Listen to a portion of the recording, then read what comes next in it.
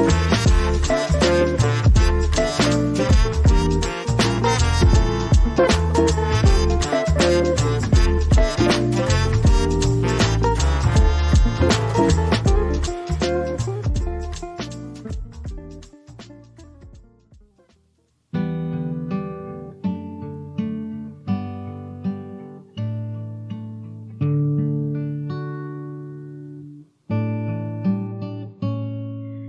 buti mo, Panginoon, dakila ka sa buhay ko.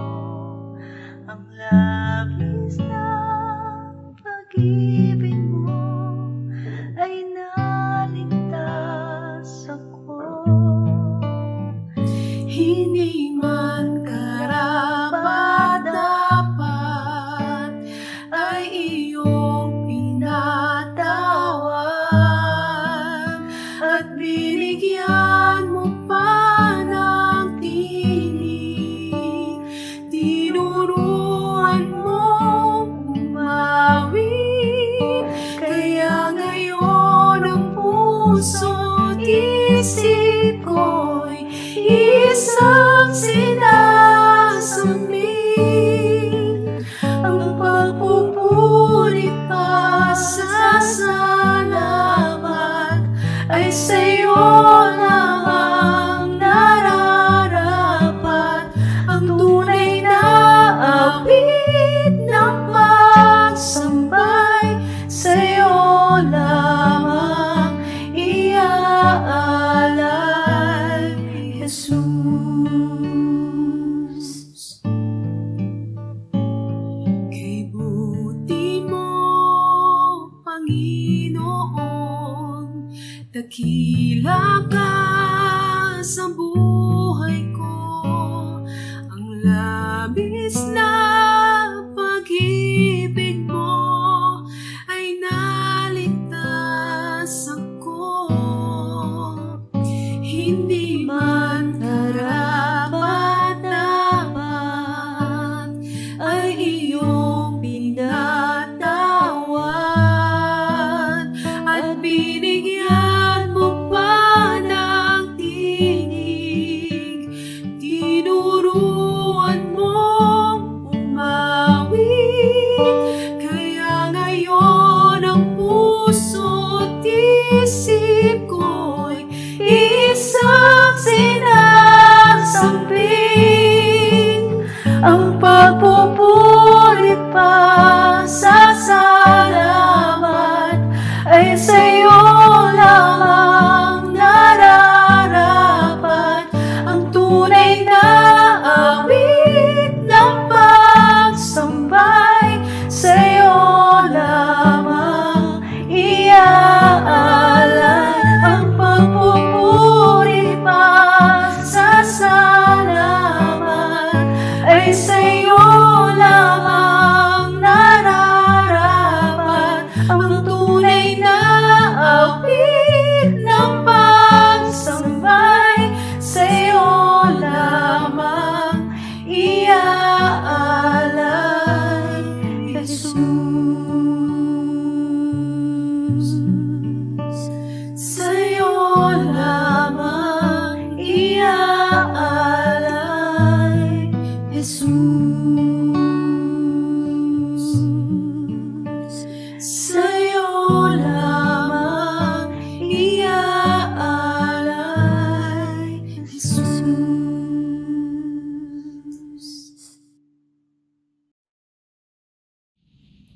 Mateo chapter 5, verse 3 to 10. Mapalad ang mga taong walang inaasahan kundi ang Diyos, sapagkat mapapabilang sila sa kaharian ng langit. Mapalad ang mga nagdadalamhati, sapagkat aalubin sila ng Diyos. Mapalad ang mga mapagkumbaba, sapagkat mamanahin nila ang daigdig. Mapalad ang mga nagugutom at nauuhaw sa katuwiran, sapagkat sila'y bubusugin. Mapalad ang mga mahabagin, sapagkat kahabagan sila ng Diyos. Mapalad ang mga may malinis na puso, sapagkat makikita nila ang Diyos. Mapalad ang mga gumagawa ng paraan para sa kapayapaan, sapagkat sila'y ituturing na mga anak ng Diyos. Mapalad ang mga inuusig ng dahil sa kanilang pagsunod sa kalooban ng Diyos, sapagkat mapapabilang sila sa kaharian ng langit. Mapagpalang araw po muli sa inyong lahat, sa mga kaibigan at mga churches na patuloy pong sumusubaybay dito sa ating pagsambahay, FPCC Pagsambahay.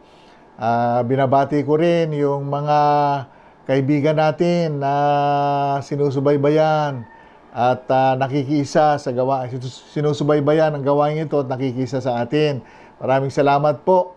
Yung mga churches ng Missionary Outreach, magandang umaga po sa inyong lahat. God bless you.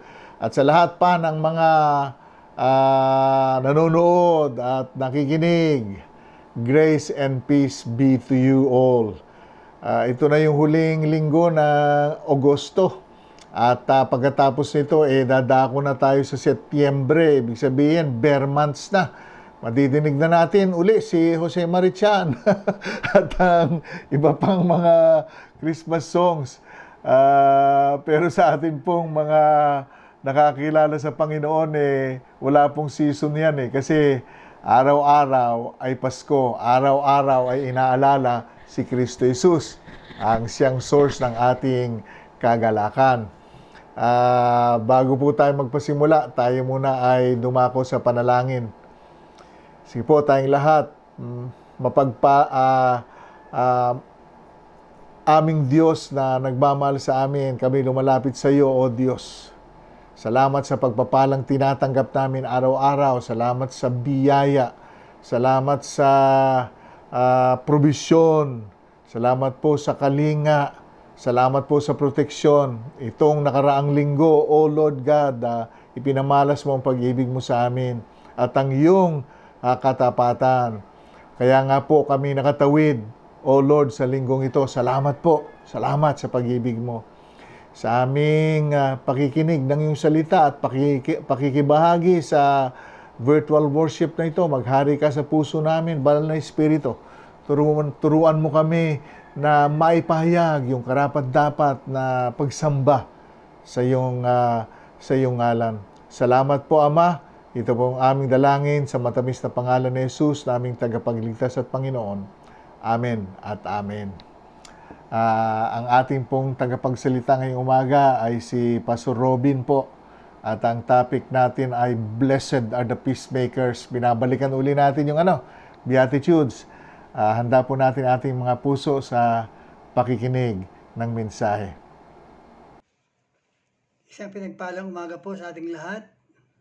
FPCC families, welcome sa 4th Sunday po ng August 2021 dito sa ating Pagsambahay Worship Service. Nagagalak po akong muli kayong makapiling, muli kayong makaisa sa pagtitipong ito. Idalangin po natin ang gabay ng Banal ng Espiritu na siyang maghari sa lahat ng ating gagawin sa umagang ito at ihanda rin niya ang ating mga pandinig at espiritu upang kanyang mga banal na aral at mga salita ating mapag-aaral na ituloy mo sa ating mga puso at ito man ay ating may pamuhay. Amen? Muli, dinabati ko kayo ng isang mapayapang umaga at panibagong araw. Ang ating pong paksa sa umagang ito ay magbubula sa Mateo 5:9 at ang title ay Blessed are the Peacemakers. Mapapalad ang mga nagtataguyod ng kapayapaan. Yung sermon sa bundok na namatagpuan po natin sa Mateo, ang mapapalad o Beatitudes ay paglalahad ng Panginoong Hesus kung paano dapat mamuhay ang mga tao. Ito'y alituntunin at mga pamantayan ng pamumuhay na dapat maghari sa mga tunay na anak ng kaharian, gayon din sa mga tagasunod ni Kristo Jesus. Nakatala po sa Mateo 5:3-10 ang 8 prinsipyo ng mapapalad. At bawat prinsipyong ito ay kumakatawan sa mga spiritual na mga katangian, mga dakilang katangiang taglay ng ating Panginoong Hesus. Kanyang sinabi dito sa Mateo 5:9, mapalad ang mga taong nagtataguyod ng kapayapaan. Ninanais ng Diyos na na maging tagapagtaguyod tayo ng kapayapaan para magsilbing asin at ilaw sa mundo. Mahalagang hamon po ito sa ating lahat. Sa tulong at gabay ng ating Panginoon, naway mapagsikapan po nating maging instrumento ng kapayapaan at kaayusan sa lahat ng pagkakataon. Upang maging isang tagapamayapa, kailangan maranasan muna natin ang kapayapaan ng Diyos para sa ating mga sarili. Alalahanin po natin, naging kaaway tayo ng Diyos. Hiwalay tayo sa Kanya dahil sa ating mga kasalanan at nawala ng kapayapaan.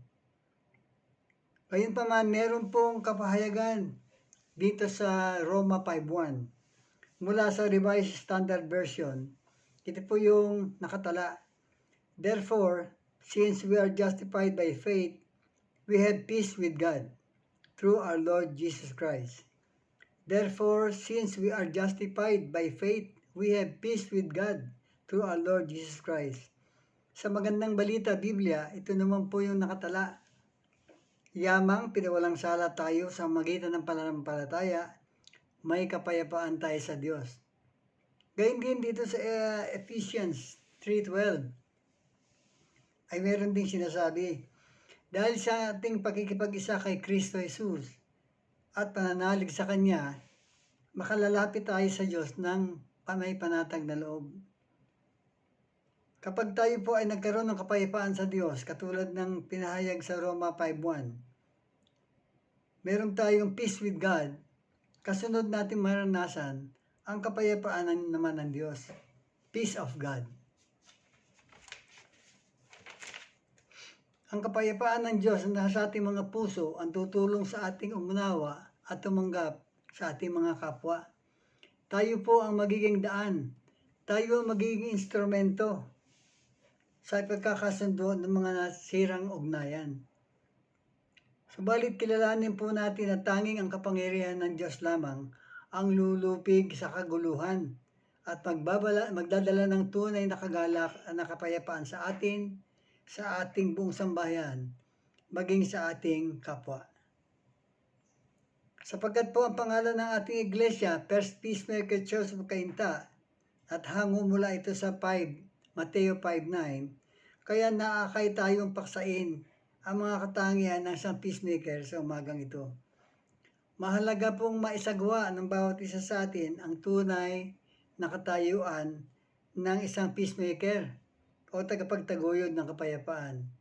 Kaya atin pong matutunghayan ngayong umaga ang 4 na katangian na tinataglay ng isang peacemaker. 4 po. Una, a peacemaker takes initiative. Ang isa pong tagapagtaguyod ng kapayapaan, siya po ay may pagkukusang manguna sa pagkakaroon ng pagkakasundo. At meron tayong mababasa mula sa Mateo, hinggil dito. Ang sabi po dito, Mateo chapter 18, verse 15 to 17. Kung magkasala sa iyo ang kapatid mo, puntahan mo siya at kausapin ng sarilinan. Kapag nakinig siya sa iyo, ang pagsasama niyong magkakapatid ay mapapanauli mo sa dati at mapapanumbalik mo siya sa Ama. Ngunit kung hindi siya makinig sa iyo, magsama ka pa ng 1 o 2 tao upang lahat ng pinag-usapan niyo ay mapatunayan ng 2 o 3 saksi. Kung hindi siya makinig sa kanila, sabihin mo ito sa iglesia. At kung hindi pa siya makinig sa iglesia, ituring mo siyang hintil o isang publikano. Napakaganda pong paalala sa atin, no? Na kung may magkasala sa atin, tayo ang pinapupunta doon sa nagkasala sa atin. Pero ang pamamaraan ng sanlibutan kung sino yung nagkasala, siya dapat lumapit. Kaya napakaganda pong paalala sa atin dito ng salita ng Diyos. Ano? Yung ating pong pakikipag-ugnayan sa iba, ay kailangan tayong handang isang tabi yung ating pride, yung ating pagmamataas. At gawin ang kinakailangang hakbangin upang makapanumbalik ang kaayusan at pagkakasundo. At sa ganitong paraan po, meron pong 3 bagay na pinapaalala sa atin na maiwasan nating magawa. Una po, ang paalala sa atin, huwag nating kausapin yung nakagawa sa atin ng hindi mabuti habang galit tayo. Kailangan po tayo maging mahinahon. Kailangan po tayong may pagpipigil sa ating mga sarili. Sa ganitong paraan, may iwasan nating makapagbitiw ng mga sakit na salita sa ating kapwa o sa kapatid na nakagawa ng di mabuti sa atin. Pangalawa, huwag nating kimkimin sa ating puso ang anumang sama ng loob o hinakit doon sa nagawa sa atin. Ito po ay para sa pansarili nating kabutihan, sapagkat kung meron kang kinikimkim na sama ng loob, makaka-apekto ito sa iyong kalusugan, no? Habang kinikimkim mo yan. Kaya magandang paalala sa atin, huwag nating kimkimin sa ating puso anumang sama ng loob.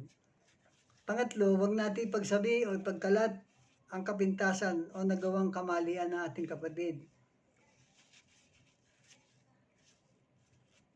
Hindi po dapat imamalita ang anumang gusot ng isang pamilya, di ba? Dapat pansarili lang ito.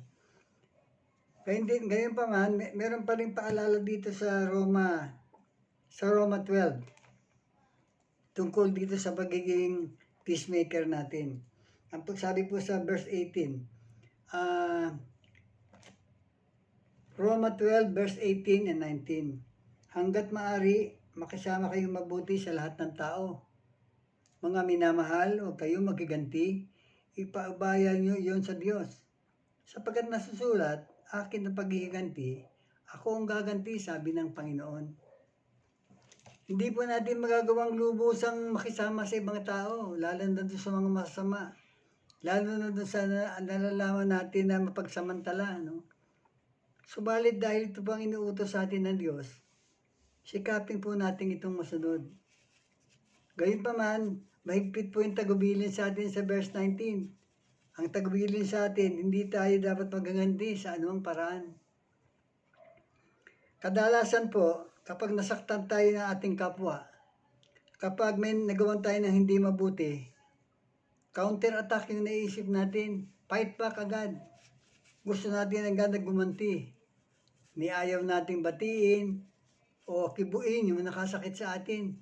Bisan ayaw mo pang makita eh. Ito man ay isang uri na paghihiganti. Paalala po, pakikipagkasundo at hindi pakikipag-away ang dapat maghali sa ating pakikipag-ugnayan sa ating kapwa. So yun po yung unang-unang katangian ng isang peacemaker.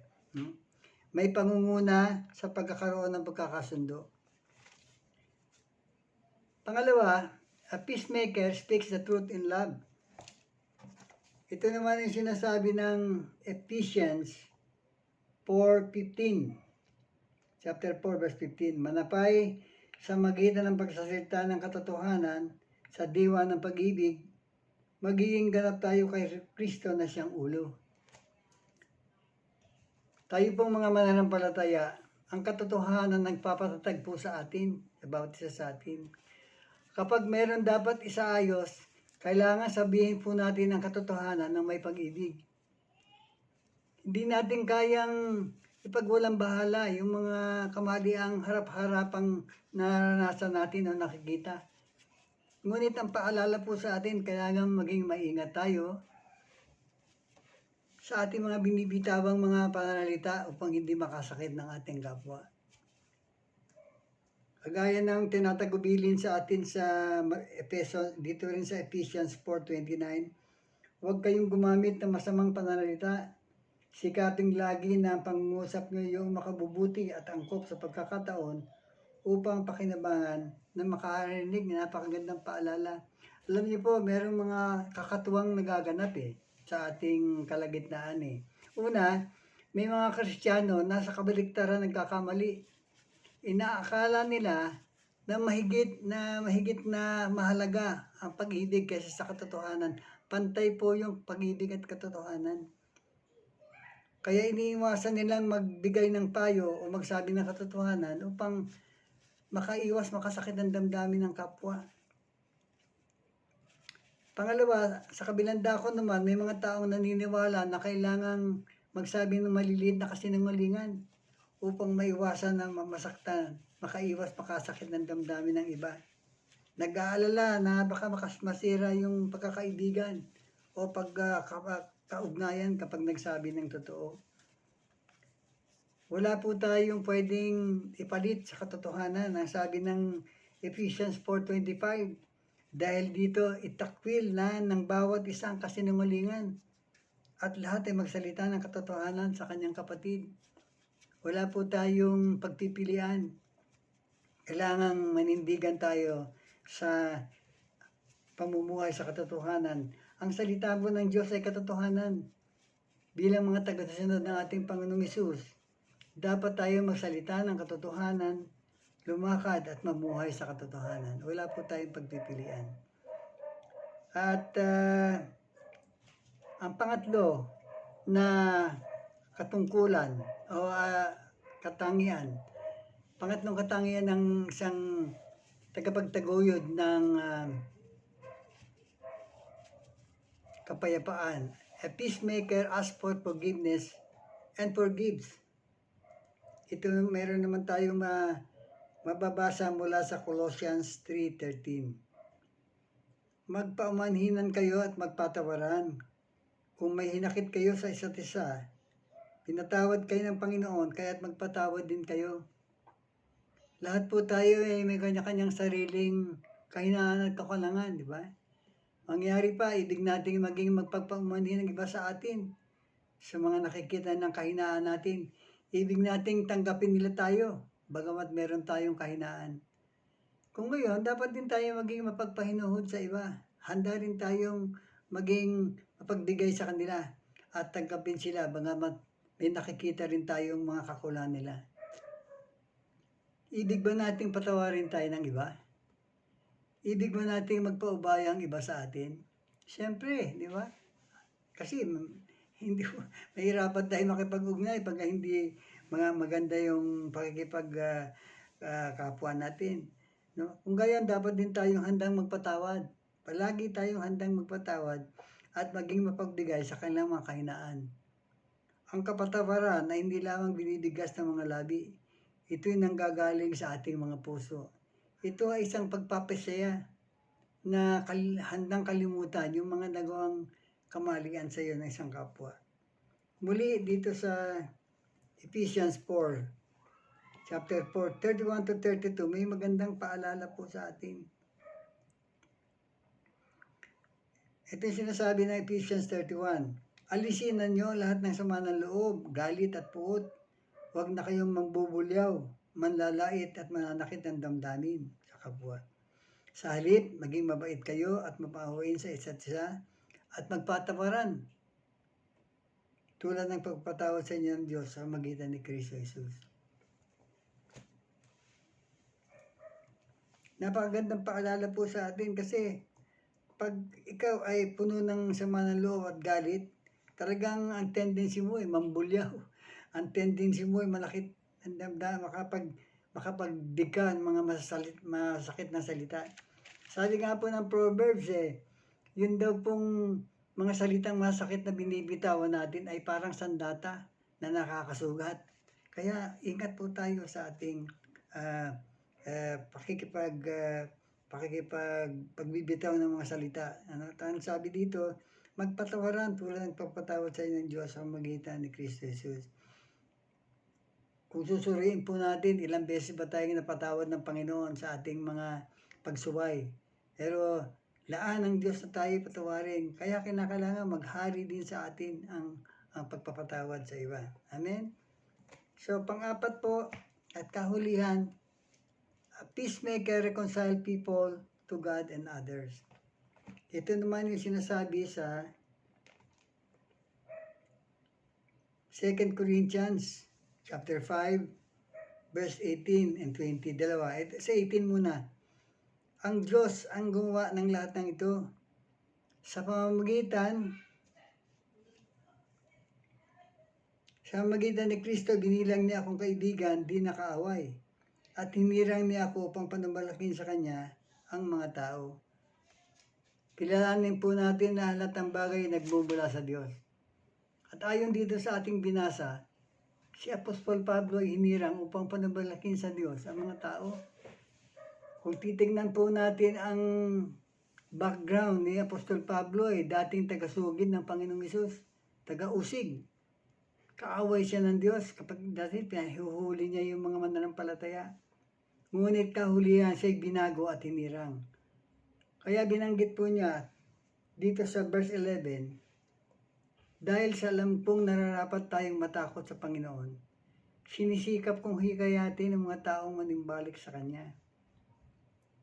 Tayo man po bilang manampalataya ng Panginoon, ibinigay din sa atin ng Panginoon ang ministeryong makapaglapit ng ibang tao sa Diyos. Ang mahalagang gawain ito ay ipamalita ang mensahe ng pagkakasundo.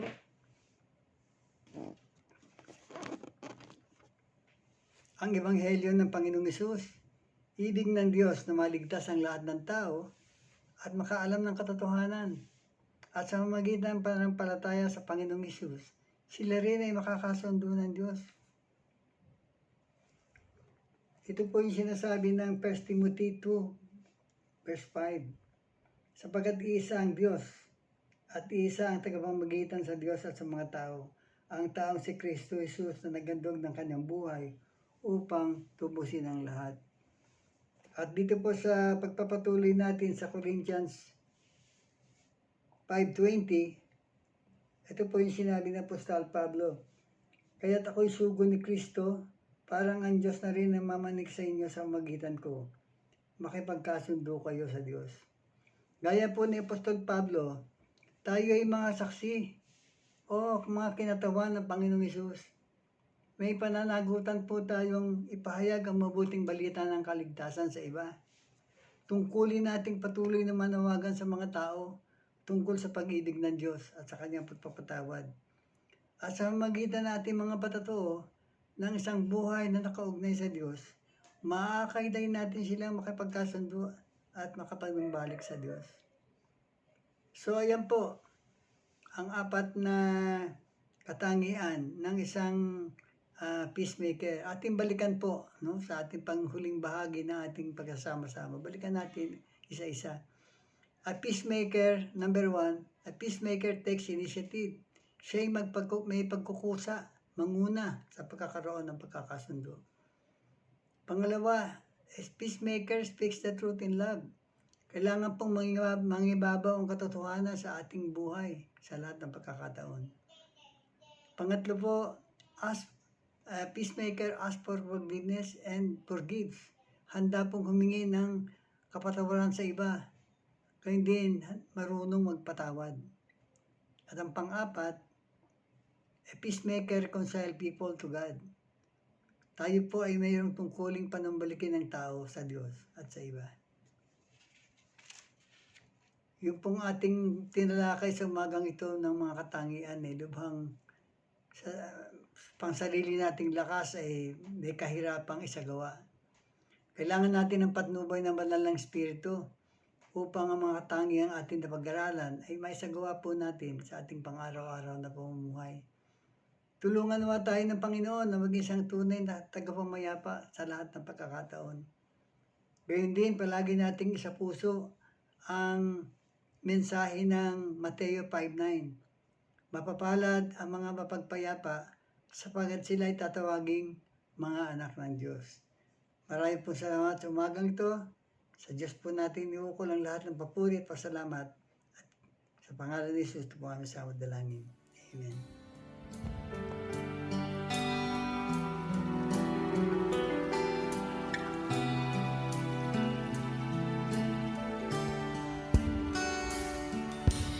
You are forever in my life.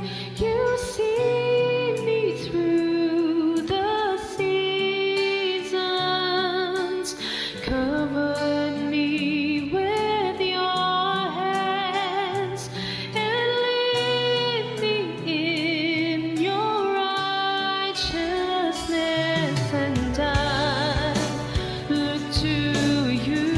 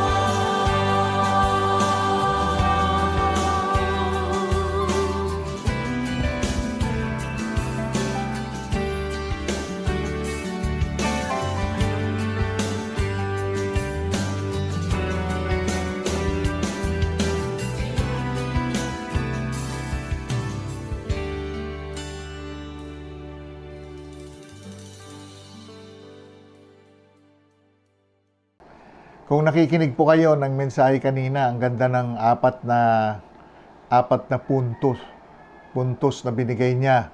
Yung una kung sino yung tunay na peacemakers. At yung una, sabi niya nga as a review, a peacemaker takes initiative. Pangalawa, a peacemaker speaks the truth in love. Pangatlo, a peacemaker asks forgiveness and forgives. At yung pang-apat, a peacemaker reconciles people to God or reconcile people to God and others. Ang nangusap po sa akin dito yung sa number 2 point na sinabi speaks the truth in love. Kasi may sinabi po siyang kataga na nagbibigay linaw sa ating treatment ng pag-ibig. Yung sinabi niyang pantay ang pag-ibig sa katotohanan. Pantay ang pag-ibig sa katotohanan. Hindi lang basta pag-ibig ito Kasi ang pag-ibig hindi po nagkukonsinti ng mali o ng kasinungalingan. Ito po yung treatment niya ng yung treatment ng pag-ibig pantay dun sa treatment dun sa katotohanan. At kaya nga kung talagang mahal mong yung kapwa, hindi lang yung mahal na na talagang kino-cover mo yung transgressions pero hindi mo kinokonsinti ito. Purihin ng Diyos. Ang ganda po i-apply po natin ito o ilapat natin ito sa ating buhay.